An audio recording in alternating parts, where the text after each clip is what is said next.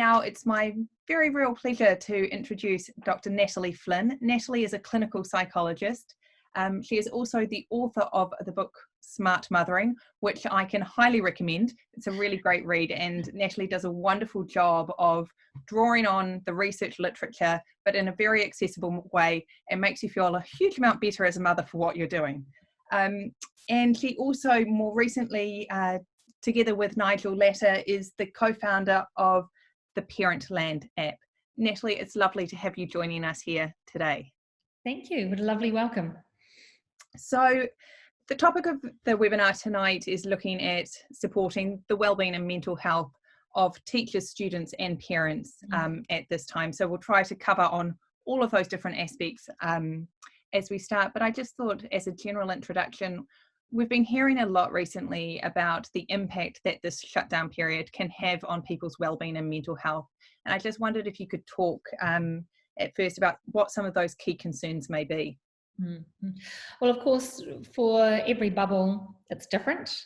They're the obvious ones, financial for some people, less so for others. But I guess what's most relevant to our talk tonight, what I'm hearing a lot about from my clients and parents and friends that I talk with, is really the tension like never before between paid work and domestic or home life. Just that juggling act is extraordinarily stressful at the moment. Right. So, and I guess that leads on to another question about teachers at the moment. They've got a huge number of competing demands. They're not only having to learn to teach in completely new ways, but for many of them, they're juggling home situations where they may have children, they may have other people that are caring for in their homes. So they're dealing with quite a few different stresses at the moment. Do you have some advice for them about how they might be able to navigate some of those stresses and tensions that they're experiencing? Yeah, and it's extremely difficult, isn't it? We've all been thrown into such an unusual situation.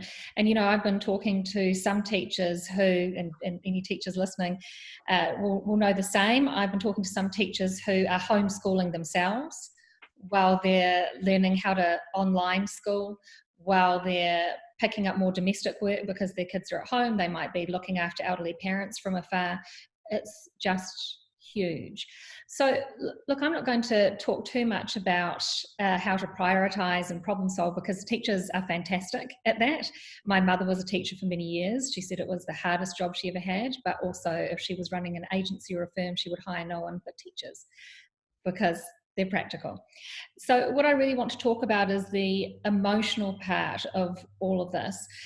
So, from a practical perspective, I know that the teachers will be, I'm sure, making lists of what's expected of them and then looking at what they actually can do and trying to balance that with everything they've got at home. What I'm noticing is missing from many teachers is self-compassion. And what I mean by that is really noticing that you're in pain and suffering. And at the moment, a lot of people are finding it really hard to do because there's so much pain and suffering out there. So it's about treating yourself as you would one of your pupils or a friend who was overwhelmed. And, you would show them kindness and self-compassion. There is only so much that teachers can do at the moment. And that varies from teacher to teacher, of course, depending on what you've got on your plate. And what teachers have been telling me is that part of the pain is, of course, the very reason that you go into teaching in the first place because of your values of nurturing, of education, of curiosity. And so many of these values have been blocked because of the situation that we're in. Teachers really want to help their pupils as much as they can. And sometimes it's just not possible to meet the students' needs. And teachers need to accept that they can only do as much as they can do, and that they shouldn't compromise their own mental health or that of their family in the process. Because the other part of that is that we know that we can't caregive effectively, we can't teach effectively, and we can't learn effectively if we're depressed or anxious or burnt out. So I know it's easy to say, but really we need to flatten the curve of mental health as well. So if teachers won't look after their mental and emotional health first for themselves, and I really want them to because they deserve it, then do it for your pupils because they need you to be well. I think that's really terrific advice, and I think a lot of teachers will absolutely relate to the sort of tension within themselves of wanting to do the best by their students in this situation, and teachers are in a profession where they give a huge amount all the time. So what I've been recommending with a couple of teachers that I work with is at the beginning of the week, they write a list of really what they can do. And what I mean by can do is can do without their own mental health deteriorating or that of their family. And then once they know what they can do, they really try and stick to it, and they find themselves ruminating, oh my gosh, I wish that I could do more. I wish that I could, mark this to a better standard. And then when they notice that they're ruminating and beating themselves up, they just think ruminating and then go back to whatever it is in front of them, entertaining their 2-year-old, marking the script, whatever it is. So it's really about that acceptance. How would you behave if you really accepted that you just can't meet your students' needs all the time in a way that you're used to?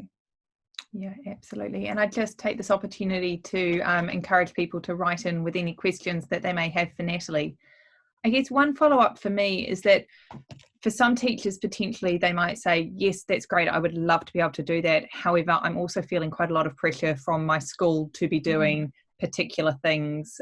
So how do you suggest it, or do you have any suggestions for how teachers could navigate that? Yeah, I do.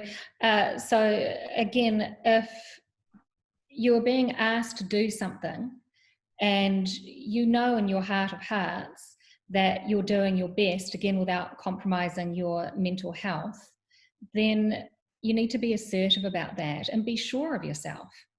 It's not okay for someone to ask you to do something that you just can't do without becoming overwhelmed and breaking down. So you need to be assertive and go to the PPTA if someone's not listening to you. And then there's the other side of that, of course, which is coping with parents who are also distressed.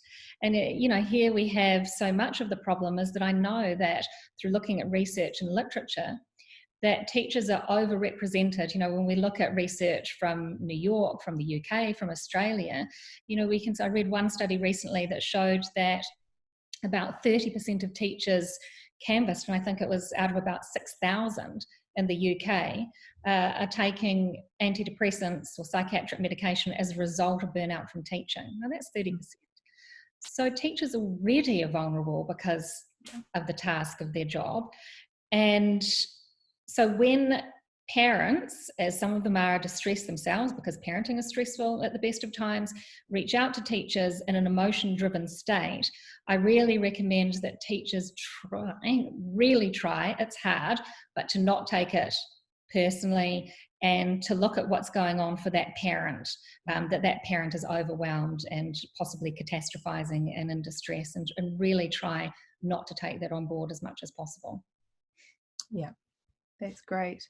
And I guess another concern for teachers at the moment is how they can support the wellbeing and mental health of their students at home. And do you have any thoughts or advice on what teachers might be able to do in that sphere?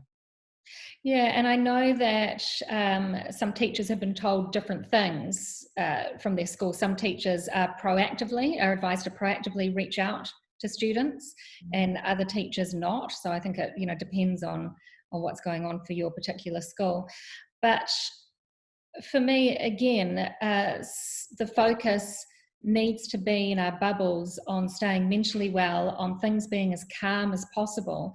And so I see a lot of the teachers' role at the moment, if they can, is that pastoral care. So spending time talking to students about how they feel, more so than about the subject, particularly in the circumstance where a student might be very anxious. And so when students are really anxious about how they're going to do, the first thing that I recommend is to validate. So it's really tempting as a teacher or a parent or a caregiver to want to help a child when they're in distress by reassuring them straight off. And I think what's really important is to first validate, yeah, this is really hard. It's not the same as going into school. And yeah, this is really stressful. But just to let them know that all the big people, all the adults in New Zealand haven't forgotten about them. We know that it's tough for them, and we're trying to find solutions in the long term. Absolutely. And I guess building on that idea of anxiety amongst students, I know that anxiety is coming from a number of different places. So for some people, it might be the absence of learning and the fact that they're worried about falling behind. For others, it's just the anxiety behind the change that we're all going through at the moment. That's right. I've just got a teenager here now. Bye, Elijah. I'm busy. Sorry about that. So yeah, so that's right. So can you repeat the question? My teenager just came in. So I guess that idea of anxiety around change and how we can support children and students with the level of change that they're experiencing right now. Yeah, absolutely. And again, it's meeting them where they're at emotionally. So validating how they're feeling. Yeah, this can feel really stressful.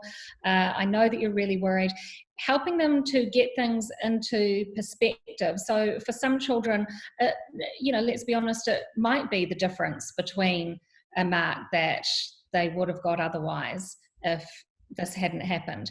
And helping them understand that academic performance, yeah, it's important to them, but it's just part of who they are.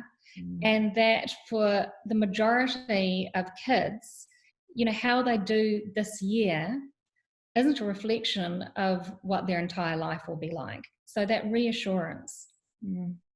And what about we've got some early childhood teachers on this evening as well, and they're wondering about anxiety specifically in younger children, so children who are below 5. Do you have any specific advice for them? Yeah, so we know with kids below 5, so children of different ages tend to exhibit anxiety in slightly different ways.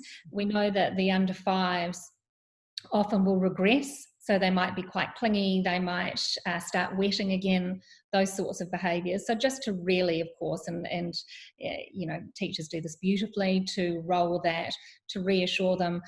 Sometimes, and we saw this after the Christchurch earthquakes, sometimes behavioural management can be a problem. So really just to understand that, to give the little ones emotional language. So lots of times little kids really will just talk about being scared or not being scared. So to talk to them about other feelings such as worried, and give them that emotional language so that they can express themselves. With primary school children, often they will complain of stomach aches or physical complaints, and so to look beyond that and find out what it is that they're worried about.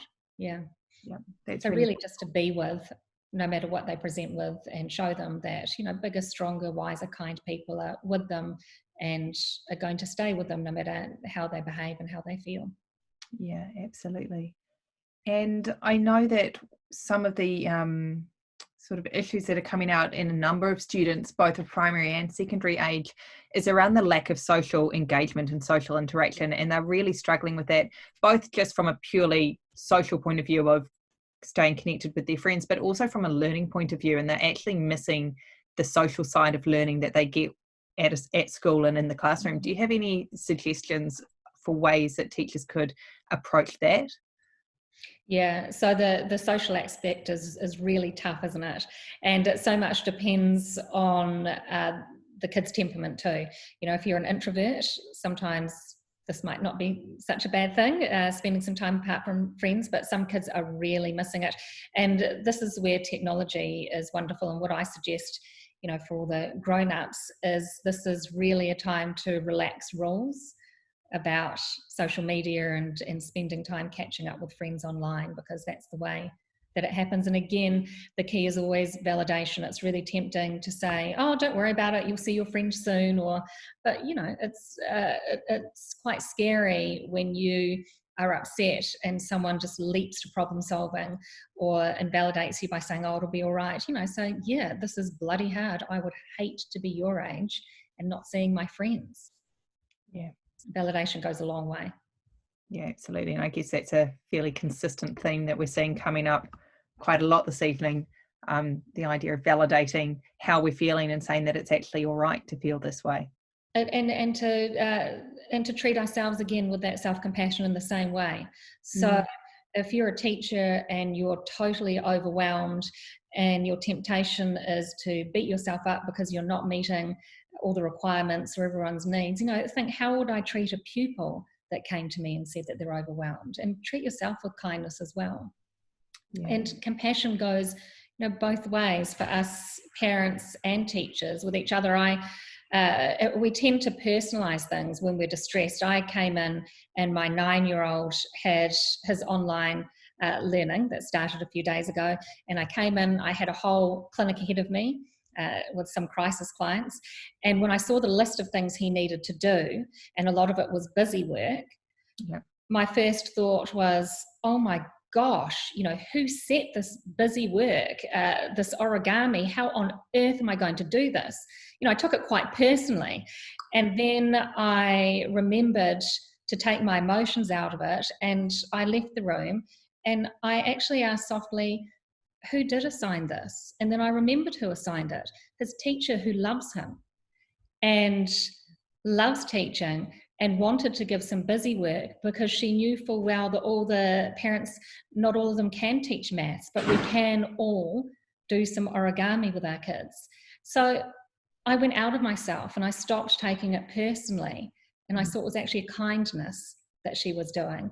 And then I was able to go back and negotiate with my son. I said, look, I'm working all day. I can't do this, but I will do a bit of it on the weekend with you.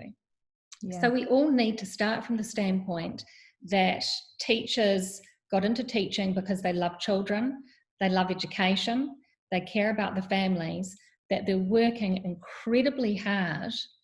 And teachers need to come from the standpoint that parents love their kids too and are really overwhelmed. A teacher phoned me up the other day and told me about some emails she'd been receiving from a parent and about what seemed like minor issues. And the teacher asked me, what kind of a parent would send me these emails in the middle of a crisis like this? And I said, a parent who loves her kid and is totally overwhelmed and catastrophizing. So this is what holds us together, parents and teachers, is that we're all in pain because we're having to choose between our mental health, our children's education, and so many different things. And so we need to be compassionate with each other and ourselves. Yeah, it's really good advice. We're getting a huge number of questions in, which is really fantastic. There are quite a few coming in with obviously the announcement today about going down to level 3 and what that then means for schools and also early childhood services. There are a number of questions about how schools and I guess EC centres as well should be thinking about the reintegration process, this understanding that they won't have all their students back at once. It's going to be done in stages. Are there particular things that you could advise teachers, principals to think about in that reintegration process? I'm really glad that I'm not deciding about all of that. It's really tricky. Again, I think it's about at a personal level, if you are going back into the classroom, knowing that your values of achievement, of helping children progress to a certain standard, they're just not going to happen. You're not going to meet all of your goals. And to really notice on just the little bits that you can do, even if that's just comforting a child for a day or getting one child excited about reading. So really, really accepting. And what that means is when you do find yourself ruminating, this isn't what I signed up for, this isn't what I got into teaching for, to be able to do a job in half a way, you're going to have to accept that and try and be at peace with that and show yourself kindness. Yeah, absolutely. I think that's really good advice. And I think building on that, there are some people who are sort of thinking about, well, under level 3, when we've got to keep children, a certain distance apart, we're not able to have that same interaction that we normally would have with them. They're not able to have the same interaction that they'd usually have with their peers in schools. that also potentially could have an impact on well-being, being back in the school but in a completely different environment to what you're used to. Yeah. And again, that's why I think so much of it will be pastoral care, how to explain to kids that we're social beings and that so much of school is learning social competence, but they can't sit near each other or be close to each other. That's going to be a large focus depending on the age group. And yeah, it's going to be really stressful. So even if that's one thing that you do well, managing that confusion and stress, then you're amazing. And are there particular things that you think teachers could do with their students to try to manage that stress? Are there particular strategies that they could employ? So especially the older kids will understand when they're allowed back, but for the younger kids, it can be a bit confusing. So it's keeping it honest, but also keeping it light. I love what Nigel Latta talks about, which is talking about it like a mission. Kids are, we're all nice and safe at your age, but our mission is to protect vulnerable people. So part of that mission is that just for a while, even though we really want to give each other a hug and, we can't. Yeah. That sucks, doesn't it? Again, validation. That really sucks. Yeah. Absolutely. And we've got a question coming through for if you could give some sort of specific, I don't know if you can, but let's see if you can, some specific advice or specific guidance that schools could use to support the well-being of both teachers and their students. So are there particular things that you would, beyond what you've talked about, that you would recommend that schools look at doing? And so schools, and it is that balancing act, because to give students everything they need academically, then that is going to compromise teachers' mental health, because they cannot be in the classroom teaching students and helping the kids learn at home. So, what the schools can do is to really, again, talk about, what's important at the moment, which is everyone feeling good, everyone being okay, and things staying calm. So that needs to be the emphasis for the children and the teachers. And then that kind of state of calm is conducive to the academic learning. So if everyone's on the same page, if the schools are on the same page, this is what we need to do first: keep things calm, keep things in perspective, keep everyone's mental health in a good state. And for me, if I was a teacher at a high school, for example, I'd be looking first, or intermediate first, at how the kids were going in terms of mood. Yeah, absolutely. So that needs to be the focus. Yeah, because if you don't have that side of it, if you don't address that side of it, the rest of the learning is really not going to happen. You can't learn when you're depressed. You can't learn when you're really anxious. So everyone needs to, first and foremost, be educated in the classroom about how to stay calm and how to feel okay. And this is why I like the focus on self-compassion at the moment rather than self-esteem. Self-esteem is when we compare ourselves to other people and rate ourselves. Self-compassion is about understanding that we're just not going to meet certain standards, that every human is flawed, and we need to accept that. Yeah.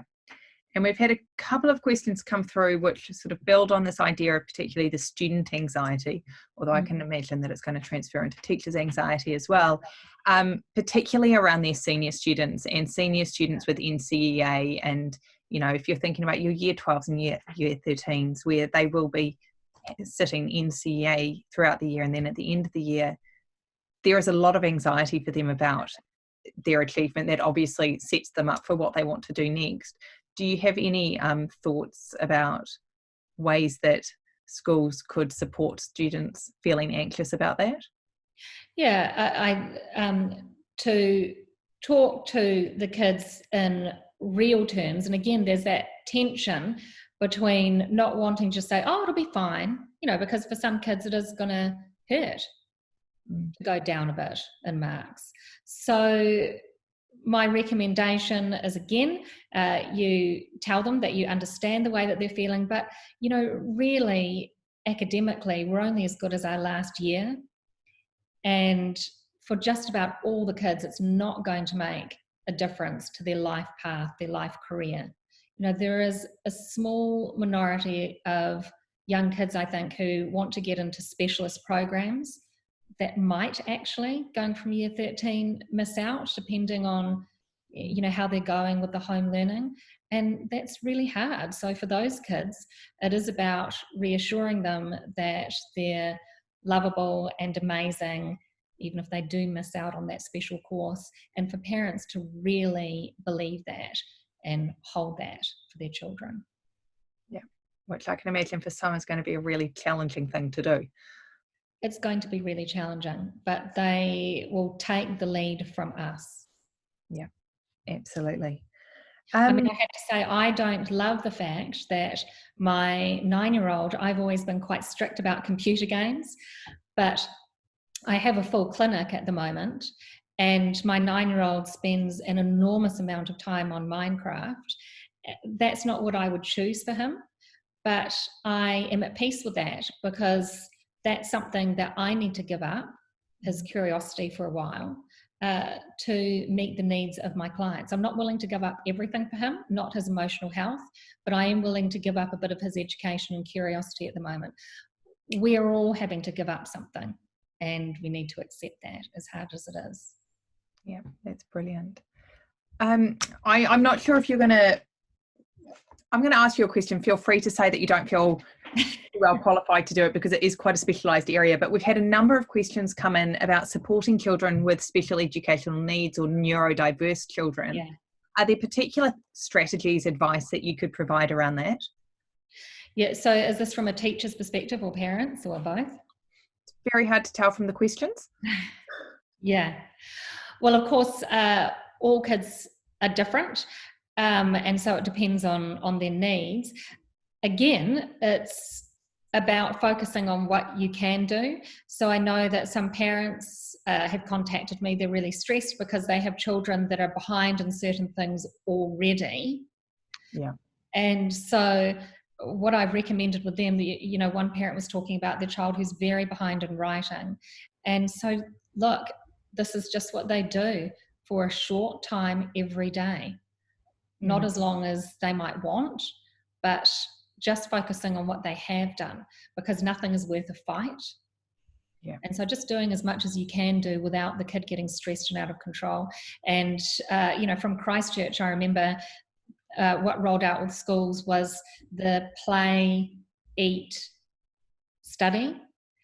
And that's what I can recommend, always looking at your particular child's temperament. You know, what is it that calms them down most before they go to a bit of work? If they have a very energetic temperament, do they need to stand up and move around? You know, and really working with them, because a lot of kids are disengaged at the moment. And again, you know, that softening the question, instead of, you know, why isn't this child engaged? You know, why isn't this child engaged? Oh, they're missing their mates at school. Oh, the work is too hard for them. Oh, this is busy work that doesn't count for them in their mind.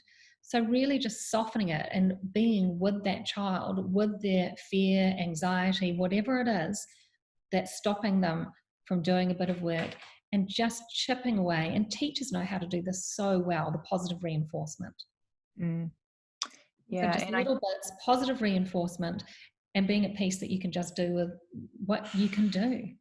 Yeah, and I guess that's actually reminds me of a question that was asked earlier, which was around the engagement piece from the teacher's side of, you know, I know that there are some teachers who are really struggling to engage with particular children in their classes, are struggling to know, well, how should I be framing the work? How should I be interacting and engaging with them?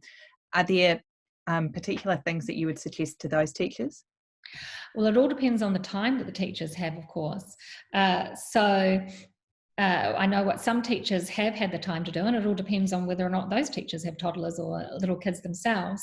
If they notice that a child is struggling, sometimes they have had the time to reach out to that child and, you know, really ask them, how are you feeling? You know, so how are you feeling? is always the best way to start. How are you feeling about the work? Is it interesting to you? Is it, and again, I know that I keep saying this, but teachers know how to communicate to students with love and acceptance. This is what they do. And you are going to feel distressed sometimes after you reach out to a child and you hang up the phone or, the Zoom, and you don't see them and you don't know what's going on for them or their struggle. And you need to notice that that can be painful and then let it go. Yeah, absolutely. We've had a couple of questions come through from teachers we've talked a lot about how teachers can support their students through this.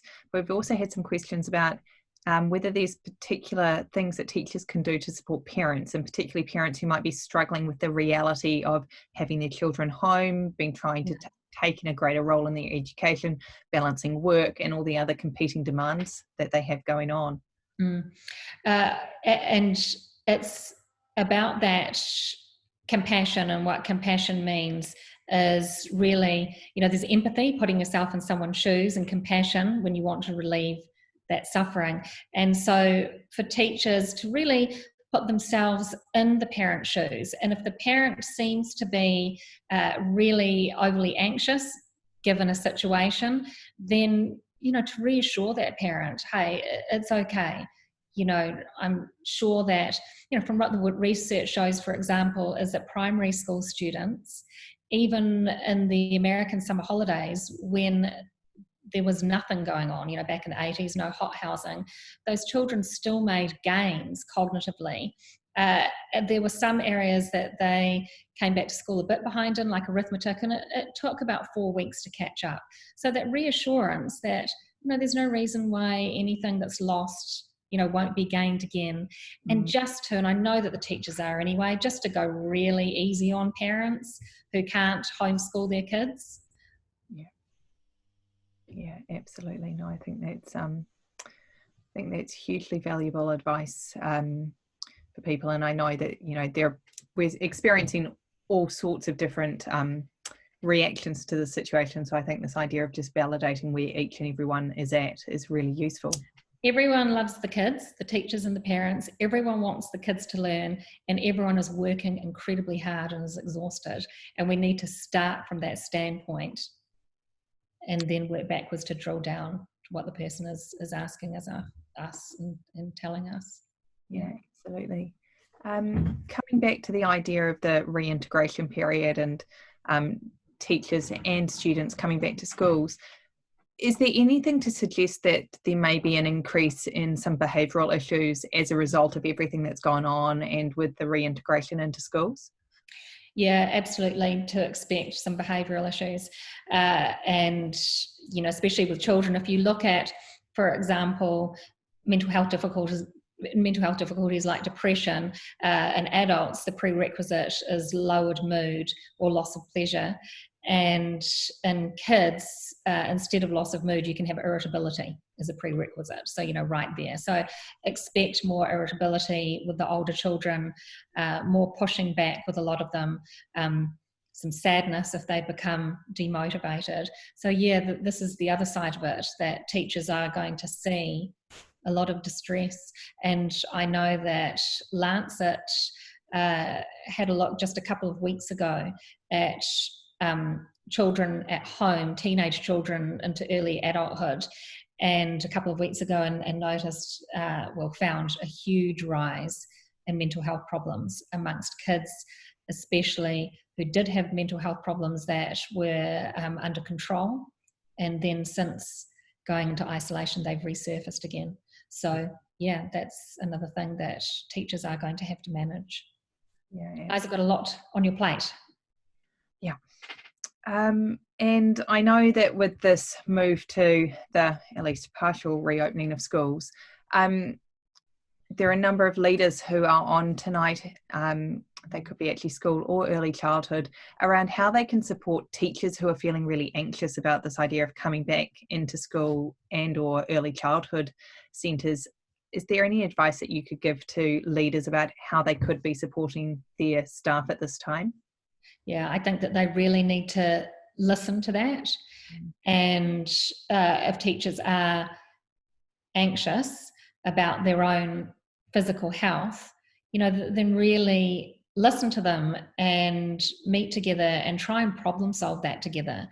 And, if there are some teachers who have autoimmune difficulties or diabetes or an elderly person that they're worried about, then we do need to come together, and perhaps that person does need to be at home and someone takes their place.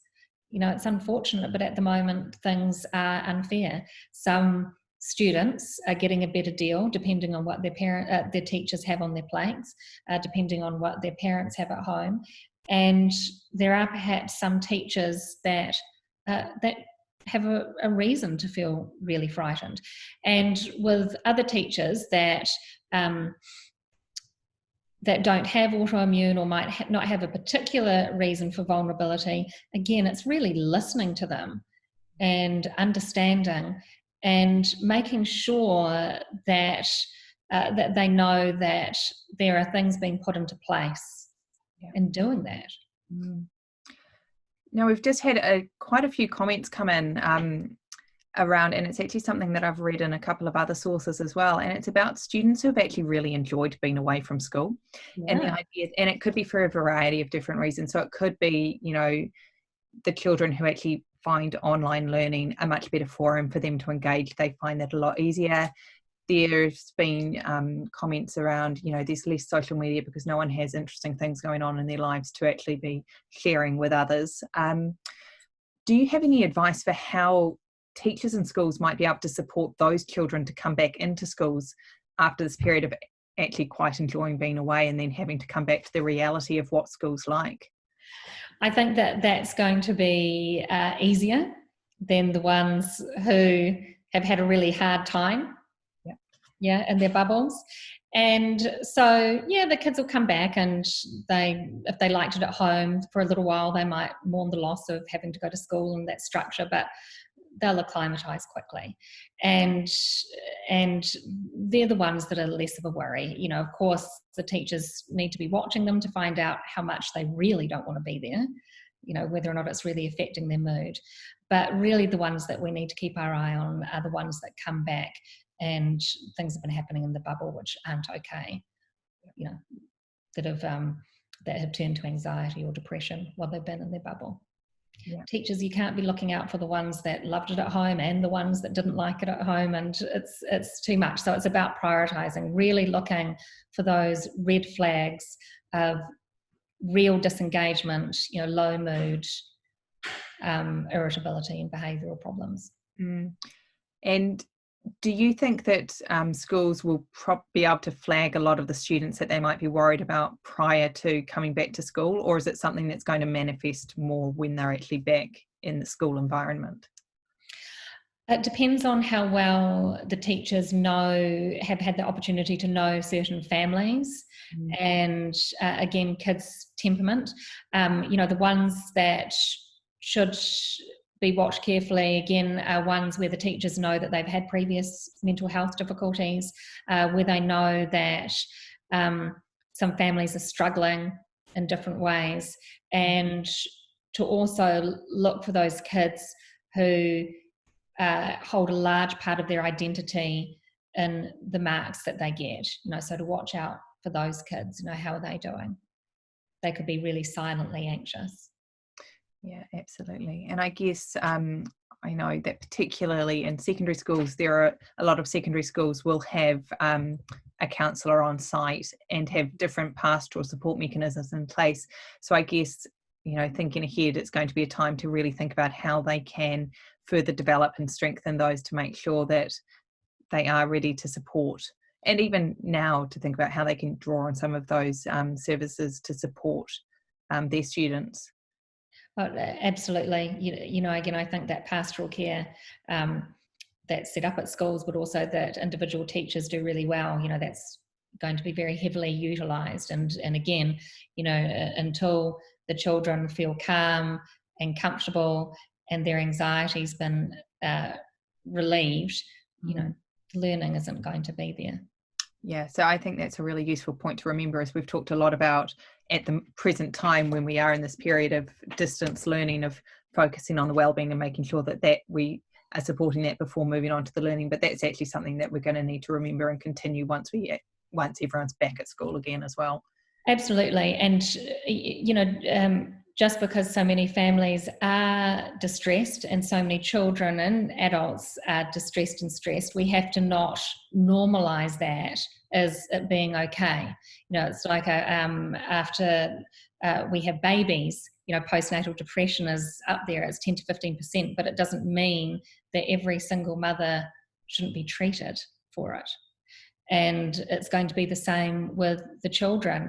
The new normal for a lot of teachers is to see many more children who are stressed, but that needs to be attended to before anything. Yeah, absolutely. We are fast coming to the end of our time. So I just wonder whether, sort of to end this session this evening, Natalie, you might be able to just give reinforce some of the top tips that you have for teachers and leaders at this time, both in terms of supporting their own wellbeing and mental health, as well as those of their students. Yeah, so my top tips are to really figure out what you can do and focus on that, to never compromise your mental health, because without that, then your students lose out anyway.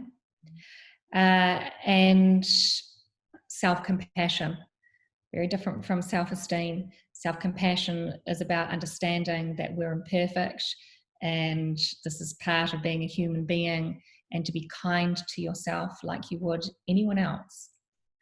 Yeah, it's really, really fantastic advice, and I think something that we can all probably draw on at the moment, no matter what situation we're in. Natalie, thank you so much for talking to me this evening, and also answering the various questions that we've had come in. It's been really terrific to have you and to have all your expertise and knowledge brought into this conversation. And I know that teachers and leaders are going to really appreciate the advice that you've had. So thank you so much, and thank you to everyone who's listened in this evening. Okay, thank you. Good night, everyone. Have a lovely evening. You too.